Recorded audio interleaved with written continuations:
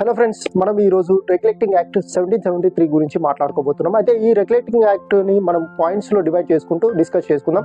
అయితే point number 1, British parliament 1773లో ఈ రెగ్యులేటింగ్ యాక్ట్ 1773ని పాస్ చేసింది. అయితే ఈస్ట్ ఇండియా కంపెనీని రెగ్యులేట్ అండ్ కంట్రోల్ చేయడానికి. పాయింట్ నెంబర్ 2, గవర్నర్ ఆఫ్ బెంగాల్ను గవర్నర్ జనరల్ ఆఫ్ బెంగాల్లా మార్చారు అండ్ వారెన్ హ్యాస్టింగ్ని గవర్నర్ జనరల్ ఆఫ్ బెంగాల్లా అపాయింట్ చేశారు. Point number 3, governor general of బెంగాల్ని అసిస్ట్ చేయడానికి 4 ఎగ్జిక్యూటివ్ మెంబర్స్ని అపాయింట్ చేశారు. And point number 4,